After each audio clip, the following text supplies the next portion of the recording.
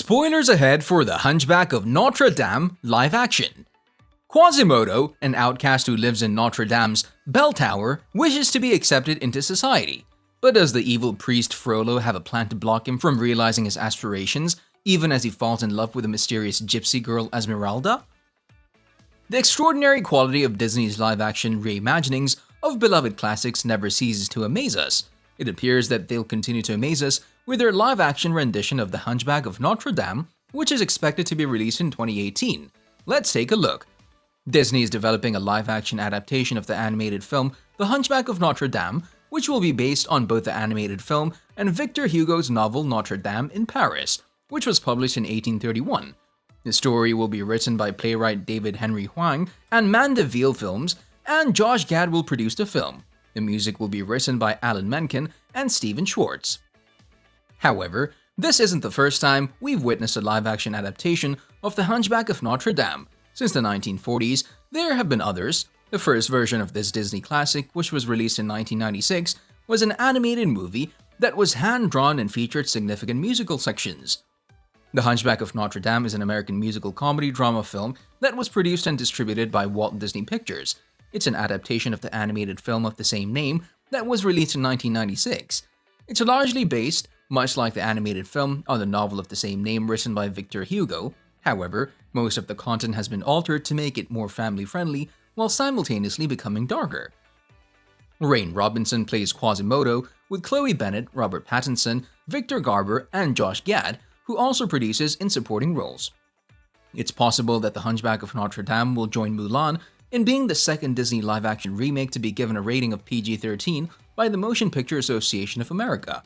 The story kicks off in the year 1829 in the city of Paris. When two bones were found in the dormer of Notre Dame, a young Victor Hugo was there viewing the cathedral.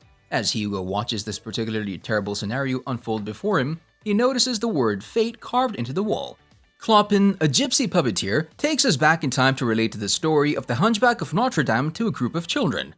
The plot begins in 1482, when a gypsy is kidnapped by a squadron of soldier-like thugs and sent to their master, Claude Frollo, Minister of Justice and de facto ruler of Paris. The gypsy woman tries to flee with her infant, but Frollo apprehends and murders her just outside Notre Dame, believing she's carrying stolen goods. Frollo then attempts to kill the mother's deformed kid by throwing it into a well, but the Archdeacon appears and accuses him of murdering an innocent woman. Frollo denies wrongdoing, claiming that his conscience is clear, but the Archdeacon proclaims that he can lie to himself all he likes, but he cannot conceal his guilt from heaven.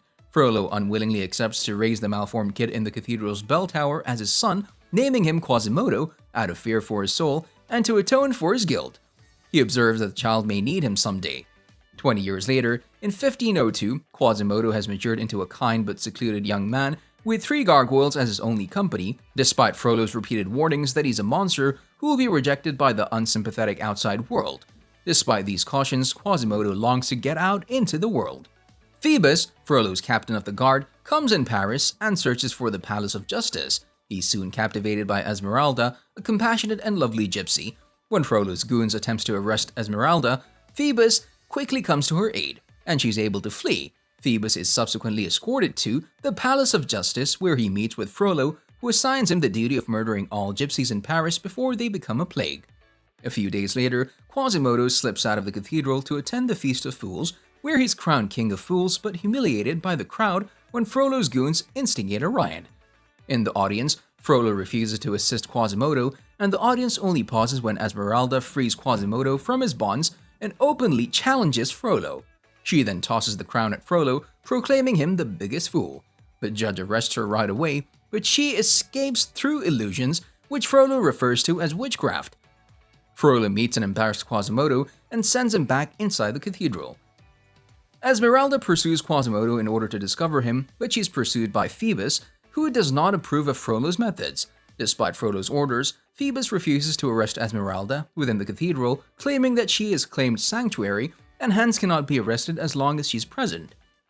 When the Archdeacon intervenes, Frollo finally leaves, but not before threatening Esmeralda that his men will capture her if she attempts to flee the cathedral.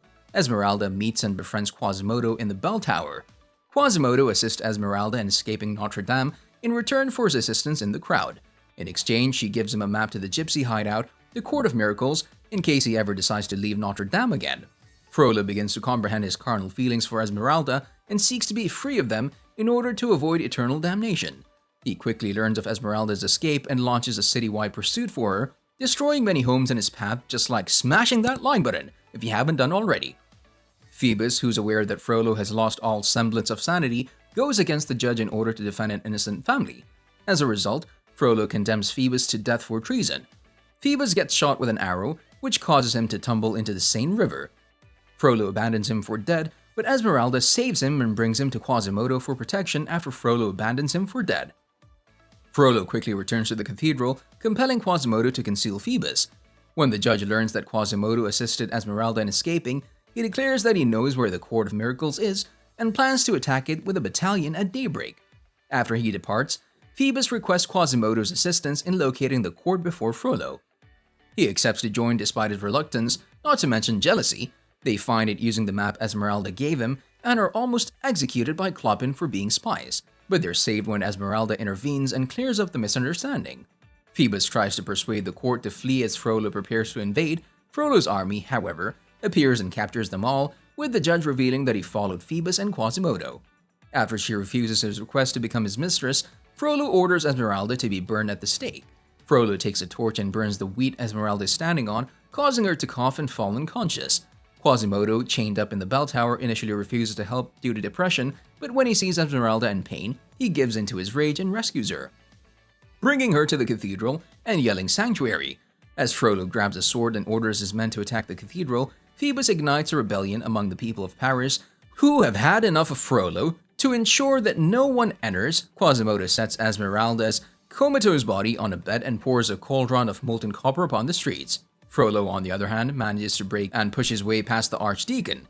Quasimodo, assuming Esmeralda is dead, sobs by her body as Frollo enters the room to kill him with a dagger. In his rage, Quasimodo disarms his erstwhile protector and smashes that subscribe button and notification bell. Finally rejects everything Frollo has taught him. Good on him for that one, really. Quasimodo then snatches Esmeralda and runs as she awakens. The insane judge chases them onto the balcony, where he uses his sword to attack Quasimodo and Esmeralda. The struggle concludes with Frollo manically repeating the Bible and both he and Quasimodo tumbling from the balcony. Following Frollo's death, Quasimodo falls, but he is caught by Phoebus on a lower floor and the three friends reunite. As the citizens celebrate their triumph over Frollo, Quasimodo unwillingly emerges from the cathedral, only this time he's hailed as a hero and is finally accepted into society. The Hunchback of Notre-Dame is an absolutely amazing film that is packed with valuable teachings and breathtaking depictions of the world. It's the kind of movie that I wouldn't want to miss for the world. Check out these videos next.